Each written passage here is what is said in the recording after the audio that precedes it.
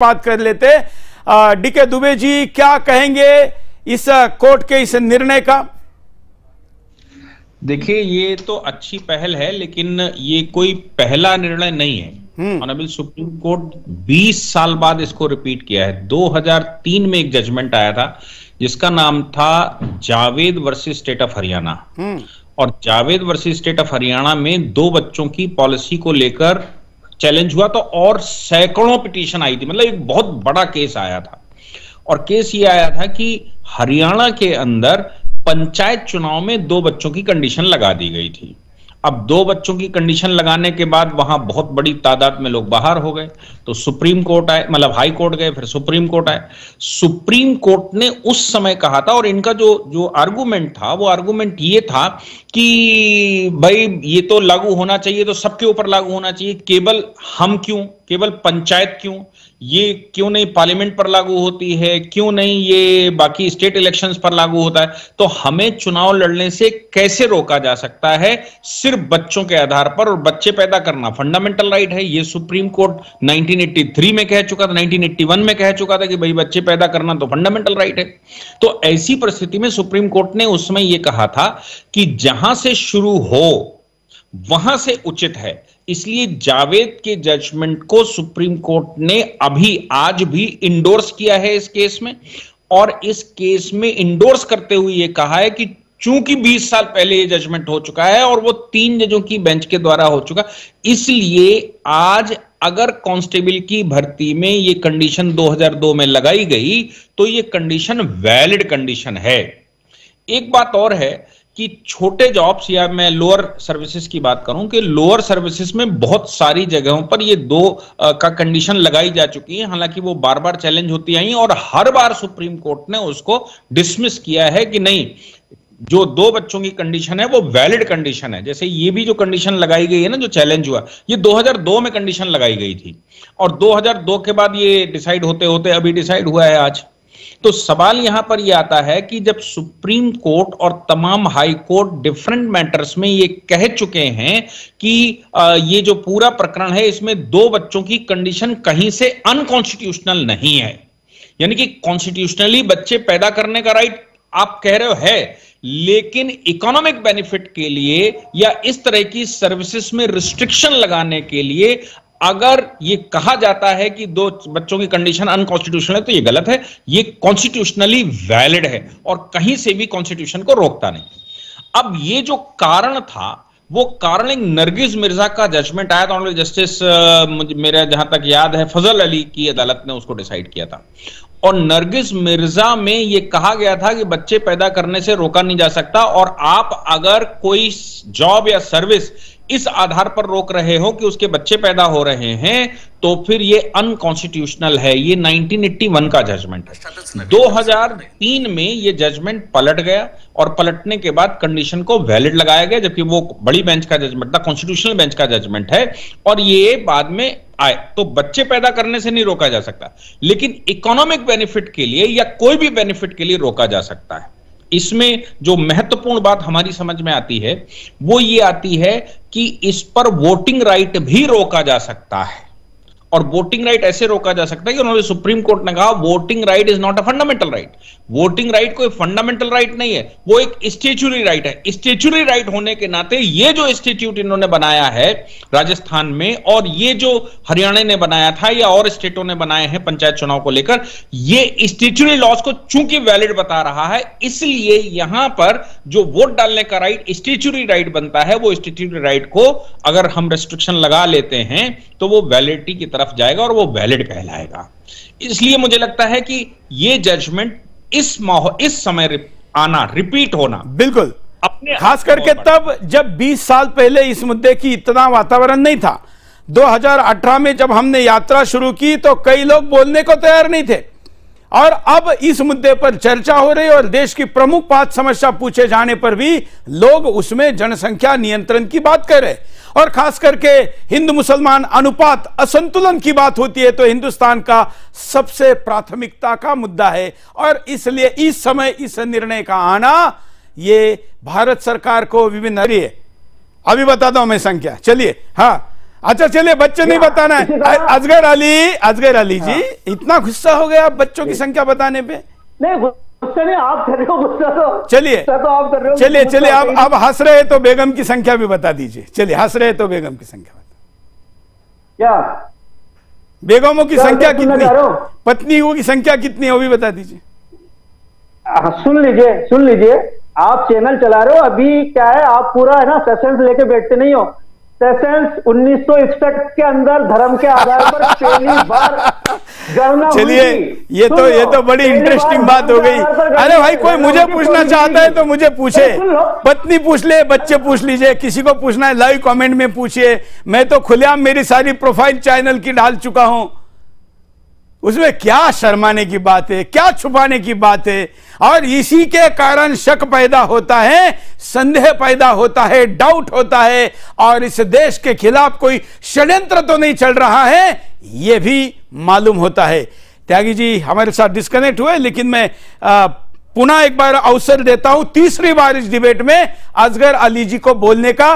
सर्वोच्च न्यायालय के इस निर्णय पर आपकी पहली प्रतिक्रिया? ये हमारे यहाँ 1994 के अंदर सरपंच के लिए ये बात आई थी सामने कि 2 बच्चे जिसके हों उसी को नौकरी दी जानी चाहिए। इसके अलावा और दूसरे मामला के अंदर ये बात अभी नहीं आई है। सुप्रीम कोर्ट ने इस तरह की बात कही है, लेकिन article 21 right to life and personal liberty, अपनी तरह से जिंदगी जीने का अधिकार इंसान को है। नहीं तो क्या कोर्ट को ये कानून पता नहीं है? कह रहा हूं कि कोर्ट ने जो ये कहा है, कोर्ट सिर्फ कह सकती है, कानून बनाना गवर्नमेंट का काम है। जबकि सुरेश जी आर्टिकल 15 किलो सर्वोच्च न्यायालय के न्यायाधीश आ गया, दुबे जी न्यायाधीश भी बनिए जल्दी, वो भी चीफ जस्टिस बनिए तो अच्छा हो जाएगा। ये बोल रहे क्या कोर्ट ने इसको कंसिडर नहीं किया होगा जो ये बात बोल रहे हैं? आप तथ्यात्मक बात सुनना नहीं चाहते क्या? आप तथ्यात्मक, आपने जो कहा उसी की कॉमेंट ले रहा हूं ना उनसे। हाँ दुबे जी, चलो उनसे ले लो बात। Javed versus state of Haryana के केस में आर्टिकल 14, आर्टिकल 16 और आर्टिकल 21 तीनों चैलेंज हुए थे, और यह कहा गया था कि आर्टिकल 21, आर्टिकल 14 और आर्टिकल 16 के तहत भाई ये आप रोक नहीं सकते। तो उन्होंने कहा कि भाई हम बच्चे पैदा करने से नहीं रोक रहे, हम तो बेनिफिट देने से रोक रहे, जो एक स्टेचुरी राइट है। तो स्टेचुरी राइट को उन्होंने यहां पर वेरीफाई किया, और आज भी स्टेचुरी राइट को वेरीफाई किया। स्टेचुरी राइट का मतलब है किसी अधिनियम में कानून बनाया गया, और कानून उसको उन्होंने कहा ये कहीं से भी अनकॉन्स्टिट्यूशनल नहीं है, क्योंकि देश की आवश्यकता भी है और देश की इस समय की जरूरत भी है। और चूंकि देश की जरूरत है और इससे देश में वातावरण अच्छा होगा, देश को सही से मैनेज कर पाएंगे, संसाधनों का उपयोग कर पाएंगे, इसलिए इस कानून को, जो ये संशोधन 2002 में इन्होंने किया था, उस कानून को अनकॉन्स्टिट्यूशनल नहीं कहा जा सकता। जहां तक वो बात कर रहे हैं आर्टिकल 21 की, तो आर्टिकल 21 का मतलब right to life and personal liberty.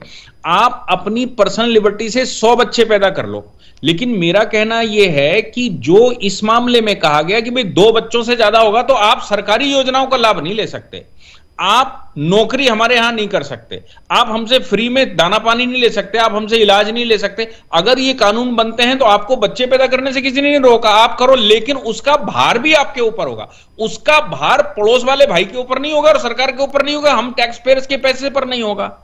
तो आपको बच्चा, आप जो कह रहे हो आर्टिकल 21 में मुझे अधिकार है, आप आर्टिकल 21 में 100 बच्चे पैदा करो, लेकिन हमारे अपने संसाधनों से करना पड़ेगा, अपने संसाधनों से उपयोग करो। ऐसा नहीं कि आप बच्चे पैदा करो और सरकारी अस्पताल में, और सरकारी अस्पताल से ये भी कहो कि नहीं साहब आप हमें बच्चे पैदा करने का बेनिफिट भी दो, आप हमारी डिलीवरी भी करवाओ, और आप हमको दवाएं भी दो, और हमें खाने के लिए राशन भी दो, और शाम को राशन कार्ड में नाम बड़ा सा लिखाओ, मुफ्त का खाना पानी मकान सब हमको दो। ये नहीं भाई, आपको 21 में अधिकार आपको है, आपको अधिकार किसी से लेने का नहीं है, आपको सरकार से बेनिफिट लेने का नहीं है, आपको देश को गर्त में ले जाने का राइट नहीं है। इसलिए यह ध्यान रखने की बात है, जब किसी आर्टिकल को हम क्लेम करते हैं, तो जैसे फौज है, आप भाई साहब बैठे हुए हैं, फौज को क्या आर्टिकल 21 है? वो बॉर्डर पर जो लगे हैं उनको आर्टिकल 21 है। अगर वो आर्टिकल 21 कह देंगे तो लड़ने से मना कर देंगे और कहेंगे मैं तो घर वापस जा रहा हूं। तो आर्टिकल 21 का संदर्भ भी देखिए ना, कि आप संदर्भ क्या ले रहे हो? संदर्भ ये है कि देश की रक्षा, सुरक्षा, संसाधन का सवाल जहां पर आएगा वहां पर आर्टिकल 21 का लाभ आपको नहीं देंगे। पुलिस को आर्टिकल 21 दे दोगे तो ये जो आतंकवादी पत्थर और बम फेंकते हैं तो पुलिस तो भाग आएगी, कहेगी right to life and personal liberty, अपने हिसाब से हम पर्सनली लिबर्टी है जाके भाग रहे हैं, सेना बॉर्डर छोड़कर चली आएगी, लोग अपना अपना काम छोड़कर जहां संकट का नाम आएगा भाग जाएंगे। या ऐसे नहीं होता, सेलेक्टिव नहीं कहिए, हर चीज का अपना एक संदर्भ है, उस संदर्भ के अनुरूप बात है। तो सुप्रीम कोर्ट ने जो संदर्भ दिया है वो ये दिया है कि देश के संसाधनों पर ओवरलोड पड़ रहा है और ऐसी परिस्थिति में आप को जो कानून बनाया गया है उस कानून के तहत आपको ये संसाधनों का इस्तेमाल करने से रोका जा रहा है और आप ये कहीं से भी अनकॉन्स्टिट्यूशनल नहीं है। जो इन्होंने कहा ये आर्टिकल सारी चर्चाएं वहां पर हुई हैं, ऐसा नहीं है कि आर्टिकल 21 इन्होंने ही पढ़ा, आर्टिकल 14 इन्होंने पढ़ा, 18 इन्होंने पढ़ा, 16 इन्होंने पढ़ा, उन्होंने नहीं पढ़ा। वो सब कुछ पढ़ने के बाद, सारे डिस्कशन होने के बाद ही निर्णय हुआ। ठीक है, बोलिए अभी असगर अली जी। हाँ, मैं ये कहना चाहता हूँ कि अगर इस तरह, वैसे तो खैर ये कानून जब भी आएगा एक्सपर्ट की राय ली जाएगी, इसकी जल्दबाजी में कोई हवाई बातें नहीं होती है। दूसरी चीज ये कि हिंदुओं को इससे 4 गुना नुकसान होगा। हालांकि हमें हिंदू मुस्लिम से बात नहीं करनी चाहिए जिस तरह पर यहाँ पर बात हो रही है। हम तो अगर भारत की दृष्टि से बात करें तो अगर मैं कहूँ, जो मेरे दोस्त ने अभी जो जिक्र किया, आर्टिकल 15 क्लोज 1 का जिक्र इन्होंने नहीं किया, जहां पर यह बात साफ लिखी है कि the state shall not discriminate against any citizen on ground only of religious, caste, race, sex, place of birth of any of their subject. यानी कि इन सबके तहत किसी के लिए गलत नहीं सोचा जा सकता, ना वन साइड किया जा सकता है। दूसरी चीज मैं ये कहना चाहूंगा, आप इस बात पर बहस कर रहे हैं कि जनसंख्या का कंट्रोल होना चाहिए, लेकिन श्री मोहन भागवत जी, सोचिए आप, मुझे मेरी आवाज आ रही है? आप इसमें ये कहा है कि मुसलमानों के ऊपर होता है, बाकी आपको मेरी आवाज आ रही है? उन्होंने कहा कि मुसलमानी 2 बच्चे पैदा करें, बाकी सब 100 बच्चे पैदा करें। ऐसे क्यों कहते हो कि रिलीजन के आधार पर डिस्क्रिमिनेशन है? ये रिलीजियस डिस्क्रिमिनेशन नहीं है, सेक्स का डिस्क्रिमिनेशन है, ये सीधी रिलीजन के हिसाब से मैंने लाभ के लिए कहा है, बच्चों के लिए नहीं कहा। लाभ गवर्नमेंट लाभ देगी, उसके लिए कहा कि गवर्नमेंट इस तरह का किसी को रोक नहीं सकती है। अभी देखिए, मैं ये कहना चाह रहा हूँ, मान्यवर मेरी बात सुन लीजिए, मान्यवर मेरी बात सुन लीजिए, हाँ सुन लीजिए आप। हम तो इस पर चर्चा कर रहे हैं कि कंट्रोल हो, हालांकि एक्सपर्ट राय अपनी देंगे। श्री मोहन भागवत जी, श्री वो साध्वी प्रज्ञा जी, साक्षी महाराज जी समय समय पर हिंदुओं को इस बात की सलाह देते रहे कि वो बच्चे पैदा करें। वो किस आधार, समय समय पे हमेशा बोलते हैं, श्री मोहन भागवत जी बोलते हैं, साध्वी प्रज्ञा, साक्षी महाराज बोलते हैं, हमें यहाँ तक कि उन्होंने संसद पे बोला। दूसरी चीज मैं यहाँ पर आपको बताऊं सूरज जी, किसने संसद में बोला? एक मिनट, किसने संसद में बोला? किसने संसद में बोला? किसने संसद में बोला? हाँ, साक्षी महाराज। हाँ, साक्षी महाराज। हाँ, कब बोला जी? कब बोला? और मोहन भागवत जी तो खुलेआम बोलते हैं। कब बोला? एक वीडियो दिखाइए, एक वीडियो। अच्छा, नहीं बोलते? एक वीडियो दिखाइए ना, एक वीडियो मोहन भागवत जी ने बोला है, एक वीडियो दिखाइए, एक वीडियो दिखाइए। हाँ, मैं आपको डाल दूंगा, तो डाल दूंगा भाई, चैनल थोड़ी मेरा, मैं आपको डाल दूंगा ना। अभी मैं पूरी जिम्मेदारी, अभी शब्द वापस लीजिए बस। 3 जनों का नाम ले रहा हूँ। हाँ, 3 जनों का नाम ले रहा हूँ। 5 साक्षी महाराज ने जो बोला है वो हिंदू मुसलमान जनसंख्या के अनुपात के कारण बोला है। अगर आप यहां पर बच्चे पैदा करते रहेंगे और हिंदू नहीं करेगा तो पाकिस्तान बनेगा, ये उनकी चिंता है, ये उन्होंने कहा था। क्या गलत है? मैं कहता हूं कि अगर भारत का मुसलमान बच्चे पैदा करने के लिए नियंत्रण नहीं कर रहा है तो हिंदू को ज्यादा बच्चे पैदा करने होंगे। बोलिए। सुन लीजिए, आपने तो बोल दिया, कोई बिना तथ्यों के आधार पर बात बोली जाए अच्छा नहीं लगता। नेशनल फैमिली हेल्थ सर्वे, हाँ, कितना बताता है? फैमिली हेल्थ सर्वे बता रहा है हिंदुओं का पॉपुलेशन 1.9 है, बर्थ रेट FTR जिसको कहते हैं। मैं बता रहा हूं आपको, मैं बता रहा हूं, नेशनल फैमिली हेल्थ सर्वे 4 जो अभी हुआ है 2015-16 में लास्ट टाइम हुआ है, जिसके अंदर जनसंख्या बढ़ोतरी की दर तेजी से घटी है, सबकी घटी है, हिंदुओं की भी घटी है, मुसलमानों की है, ये बताइए कितनी घटी है, मत बताइए कितनी है, ये बताइए। हाँ, वो बताइए, वो बता रहा हूँ, बता रहा हूँ, तसल्ली, लिसन, सुन लो, समझ लो। NFHS के हिसाब से फर्टिलिटी रेट जो है 1992-93 के अंदर हिंदुओं की 3.3 थी और मुसलमानों की 4.3 थी। कुल डिफरेंस जो था 8.1 दशमलव का था। और यही जो डिफरेंस है 2015 और 16 के NFHS के सर्वे के अंदर हिंदुओं की जो जनसंख्या वृद्धि दर थी वो 2.1 थी। ये आए कहां से? असगर अली जी, क्या आप NRC के पक्ष में हैं? मैं सुरेश जी एक बात आपको बताऊं, जो दुबे सर ने कहा कि इनका आंकड़ा, ये सरकारी आंकड़े, NFHS सरकारी आंकड़े। अच्छा, NRC पे बोल दीजिए ना, NRC पे। NRC दूसरा नहीं, मैं NRC पे भी आ रहा हूं, पहले आपके जवाब तो दे दूं। हाँ। लखीमपुर खेरी का एक गांव है जिसमें 99% हिंदू रहते हैं और सब एक से अधिक पत्नी रखते हैं। मिजोरम का एक गांव है जिसके अंदर 39 बीवी है और एक गांव, एक यूपी का गांव, एक मिजोरम का गांव। मैं यहाँ पर कितने घर बताऊं या पैनल में बता दूं? आप एक गांव खोज रहे हैं। गांव का नाम बताइए, गांव का नाम बताइए। दूसरी नाम बताइए। झूठ नहीं चलेगा, झूठ नहीं चलेगा। झूठ नहीं बोलता मैं। नाम बताइए ना, नहीं करता। नाम बताइए। लिखमपुर मैं बता रहा हूं ना, ईसाई है वो बंदा। 2011 में उसने बकायदा फोटो खिंचवाया, 39 बीवी है, 94 बच्चे। अरे मैं यहाँ से बगल में मसूरी है, वहां का बता देता हूँ। यहाँ से जहाँ खड़ा हूँ, यहाँ से बगल में मसूरी है, ये देवबंद है। इस पूरे बेल्ट में मैंने 15 परिवार दिखाए थे जहां पर 4 बीबियां 44 बच्चे की कहावत सच होती है। आप तो मुझे ढूंढ के लाने की बात कर रहे दुबे जी। नहीं, तो इसका मतलब ये है कि ये सपोर्ट करेंगे कि भाई हिंदुओं के अगर 40 बीबियां हैं या 40 बच्चे हैं तो उनको सबको बैन करो ना। हम कब कह रहे हैं कि हिंदू पैदा करें? हम कब कह रहे हैं कि ईसाई को अनुमति दे रहे हैं? भाई सबको, वो तो सारे देश के लिए आया कि भाई सबके बच्चे 2 से नीचे होने चाहिए। तो उसमें मुस्लिम एक्सेप्शन क्यों? भाई मुस्लिम भी तो उसी कम्युनिटी में भारतीय है ना, भारत का नागरिक है, तो भारत के प्रत्येक नागरिक के लिए जजमेंट है ना। और ये जो संशोधन आया वो राजस्थान के प्रत्येक निवासी के लिए था। इसलिए इसमें मुस्लिम फैक्टर कहां से आ गया, क्यों आ गया और क्यों उस पर बहस चल रही, मैं सोच नहीं पा रहा हूं। मैं तो ये कह रहा हूं कि अगर आपके पास कोई ऐसी सूचना है जिसमें आप कह रहे हैं कि बाकी हिंदू कम्युनिटी के भी 10 बच्चे हैं तो उनके लिए भी तो कानून है ना, और वो स्वीकार है, वहां से विरोध नहीं आया। आप किस आधार पर विरोध कर रहे हैं? और जहां तक कानून खेल रहे हैं, तो कानून तो भाई सुप्रीम कोर्ट में वो चल ही रहा है, सुप्रीम कोर्ट का ही डिसीजन है, तो सुप्रीम कोर्ट से अच्छा तो कानून हम लोग खेलना जानते नहीं, और ना ही आप जानते होंगे।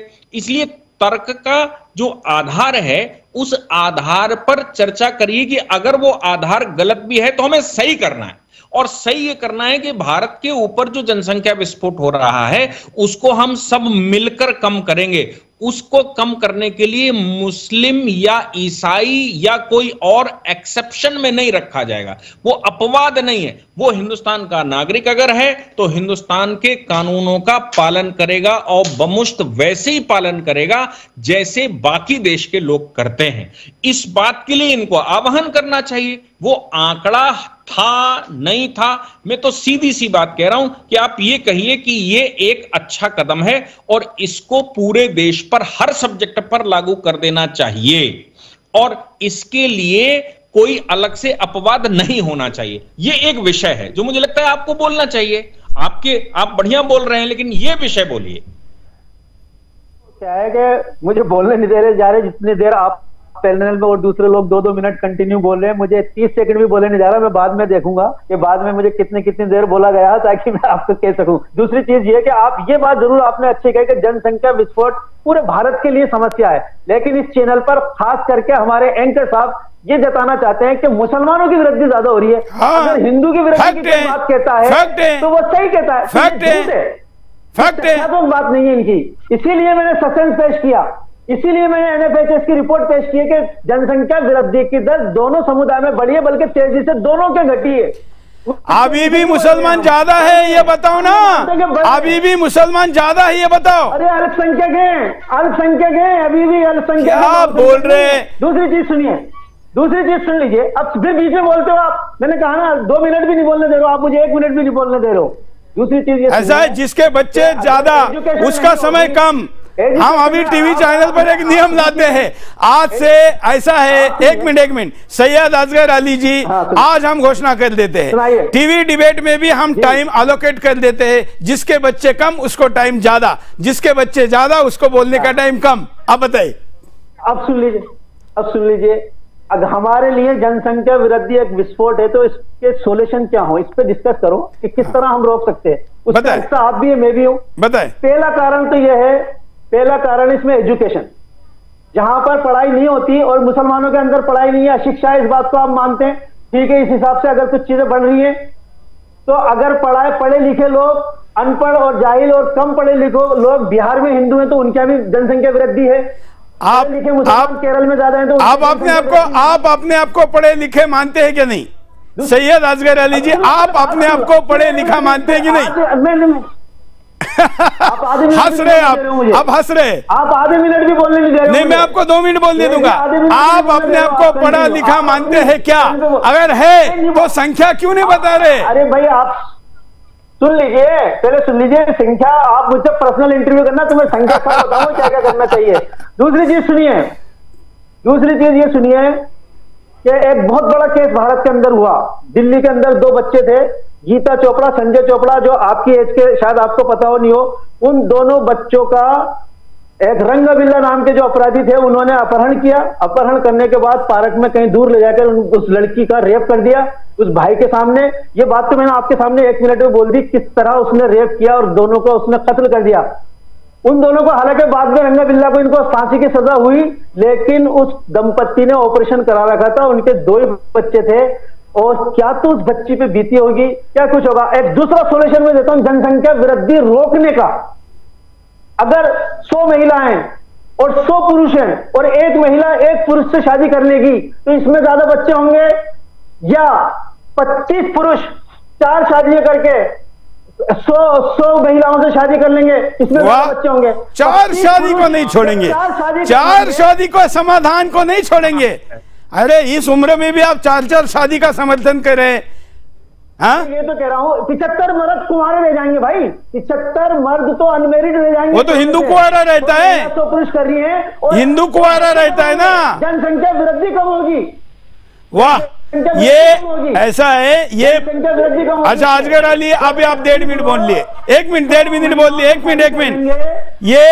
ये आपका समाधान बच्चे कम पैदा करने का समाधान नहीं, बीवियां ज्यादा बढ़ाने का समाधान आपने बता दिया।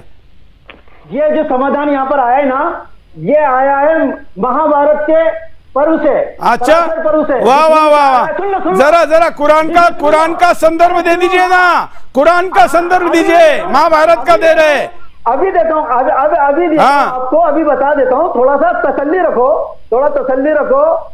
पराशर स्मृति के अंदर और महाभारत के अनुशासन पर्व में यह बात लिखी हुई है कि ब्राह्मण को 4 शादी करने चाहिए, क्षत्रिय को 3 शादी करनी चाहिए, वैश्य को गलत। मैं अभी महाभारत मंगा सकता हूँ, मैं अभी महाभारत मंगाऊंगा। पराशर स्मृति आप गलत बोल रहे, पराशर स्मृति गलत बोल रहे। ये जाकिर नाइक ने छापे हुए ग्रंथों का संदर्भ है, मत देना। जाकिर नाइक ने छापे हुए ग्रंथों का आप चैलेंज करिए, आप माफी मांगेंगे, चुनौती दीजिए, मैं अभी ग्रंथ मंगाता हूँ। मंगाओ ग्रंथ, मंगाओ पराशर स्मृति मंगाइए। चलिए अभी आते हैं। चलिए तब तक जरा दुबे जी, तब तक हम त्यागी जी के से बात करते हैं। त्यागी जी जी, हाँ, हम अभी जरा इनको महाभारत लाके दिखाते हैं, तब तक आप बात करिए। हाँ, मैं असगर साहब, आपसे जो सवाल पूछा गया, आप उस सवाल का जवाब दे दीजिए कि 3% से 19% जो हुए, या तो वो मुसलमान बाहर से आए, यानी कि चाहे बांग्लादेश के हो, अफगानिस्तान के हो, पाकिस्तान के हो, या रोहिंग्या मुसलमान हो, और अगर वो आए तो एनआरसी होना चाहिए, और अगर वो भारत से नहीं आए तो वो कहाँ से आए? वो ज्यादा बच्चों की वजह से ही तो आए होंगे। अब इन दोनों में से आप किस बात को मानते हैं, ये बता दीजिए। अब इसमें तो कोई रॉकेट साइंस नहीं है। चलिए इसी का जवाब लेते हैं, आप रुकिए अभी, त्यागी जी इसी का जवाब लेते हैं। हाँ बताएं। बताएं त्यागी सर, मैं आपको बताऊं कि जो NFHS 4 है 2015 और 16 की जो सरकारी आंकड़े, उनका जवाब दीजिए ना। आप इधर उधर गोल क्यों घुमा रहे हैं? क्या या तो यहाँ बच्चे पैदा किए या बाहर से आए, दोनों में से एक क्या हुआ? दोनों में से क्या हुआ? सुनना नहीं चाहते आप गोल जिलेबी घुमाते हैं, जिलेबी नहीं। भारत के अंदर बढ़ी है, भारत के अंदर जनसंख्या वृद्धि बढ़ी है, लेकिन आंकड़ों के एतबार से वृद्धि दर में कमी आई है। उस तेजी से नहीं बढ़ी जिस तेजी से बढ़ना चाहिए। वो हिंदुओं की बढ़ी है, मुसलमानों की भी बढ़ी है। क्या ऐसा कोई व्यक्ति अगर भारतीय नहीं है, वो यहाँ पर है, तो उसे निकाल के बाहर करो।